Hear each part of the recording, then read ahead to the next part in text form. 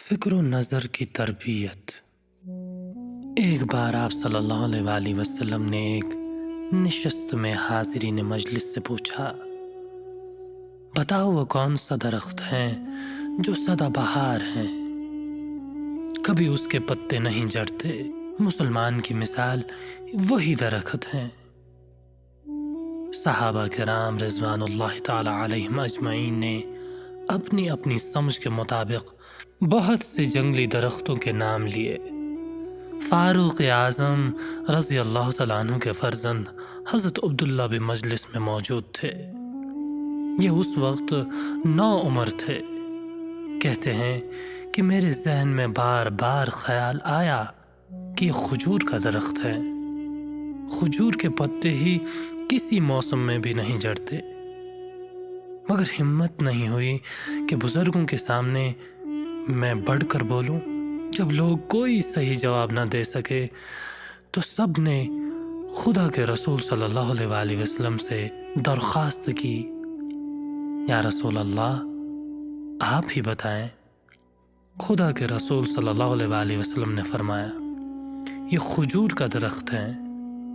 عبداللہ بن عمر رضی اللہ تعالیٰ عنہ فرماتے ہیں، مجھے ساری زندگی یہ حسرت رہے کہ کاش میں نے دل کی بات ظاہر کر دی ہوتی۔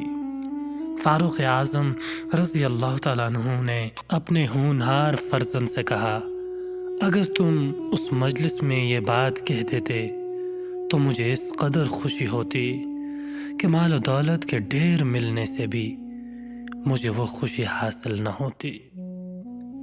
ایک بار کچھ صحابی کسی سفر سے واپس آنے کے بعد محمد الرسول اللہ صلی اللہ علیہ وسلم کی خدمت میں حاضر ہوئے اور اپنے ایک ساتھی کی بہت تعریف کرنے لگے کہ فلاں ساتھی تو بہت ہی نیک ہیں، ایسا نیک تو ہم نے کسی کو نہیں پایا۔ سفر کے دوران یہ مسلسل قرآن کی تلاوت میں لگے رہتے اور جب بھی ہمارا قافلہ کسی جگہ پڑاؤ ڈالتا، یہ صاحب کسی دوسرے کام کی طرف توجہ نہ دیتے، بس نوافل ذکر و اذکار میں مشغول ہو جاتے۔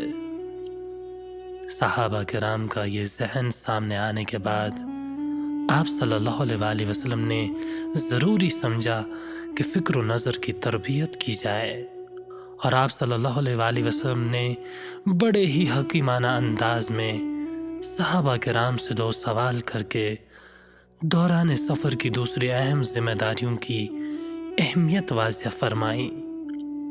آپ صلی اللہ علیہ وسلم نے پوچھا، پھر اس کے سامان کی حفاظت کون کرتا تھا اور اس کے اونٹ کو چارہ پانی کون دیتا تھا؟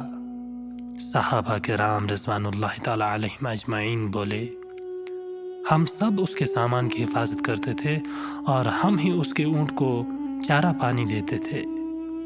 صحابہ کرام رضوان اللہ تعالی علیہم اجمعین کا یہ جواب سن کر آپ صلی اللہ علیہ وسلم نے فیصلہ کن انداز میں ایک ایسی بات کہی کہ ان کی آنکھیں کھل گئیں۔ آپ صلی اللہ علیہ وسلم نے فرمایا، تب تو تم لوگ ہی اس سے بہتر ہو۔ یہ فیصلہ دے کر دراصل آپ صلی اللہ علیہ وسلم نے ان کو بتایا کہ اسلام کو ذکر و فکر اور وظائف کی کوئی ایسی مشغولیت ہرگز مطلوب نہیں ہے جس کی وجہ سے آدمی اپنی دوسری ساری ذمہ داریوں سے غافل ہو جائے۔ یہ یک رخا انداز فکر و عمل دین کے منشا کے خلاف ہیں۔ دین دنیا کی ذمہ داریوں سے فرار کو پسند نہیں کرتا، بلکہ دنیا کی ذمہ داریوں کو مثالی انداز میں پورا کرتے ہوئے آخرت کو کامیاب بنانے کا سبق دیتا ہے۔ حضرت معاذ بن جبل رضی اللہ تعالیٰ عنہ یمن کے گورنر تھے۔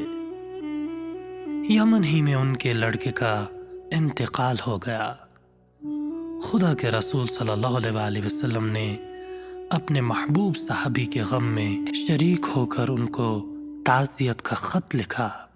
اس خط میں تسلی اور تسکین کا سامان بھی ہیں اور یہ تلقین بھی کہ ہجوم غم میں ایک مومن کو کس طرح سوچنا چاہیے۔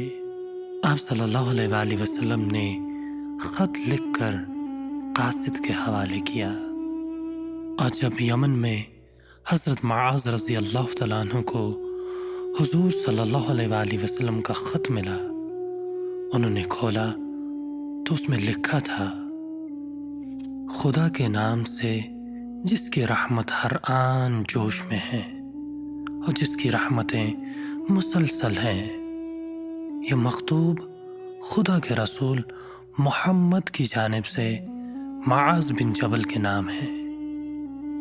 میں خدا کا شکر اور اس کی حمد کرتا ہوں کہ اس کے سوا کوئی معبود نہیں۔ تم بھی اللہ کا شکر اور اس کی تعریف کرو۔ خدا تمہیں اجر عظیم سے نوازے اور تمہیں صبر دے، اور ہمیں اور تمہیں شکر کی توفیق بخشے۔ ہماری جانیں، ہمارے مال اور ہمارے بال بچے سب خدا کی خوشگوار نعمتیں ہیں، اور یہ ہمارے پاس خدا کی امانتیں ہیں کہ جب تک یہ نعمتیں تمہارے پاس رہیں تمہیں خوشی اور مسرت حاصل ہو، اور جب یہ واپس لے لی جائیں تو ان کے صلے میں خدا تمہیں اجر عظیم سے نوازے۔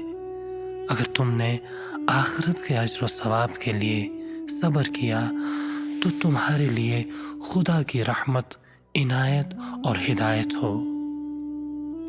بس تم صبر سے کام لو، اور خیال رہے کہ کہیں تمہاری بے قراری، بے صبری تمہیں اجر سے محروم نہ کر دے اور تمہیں پچھتانا نہ پڑے۔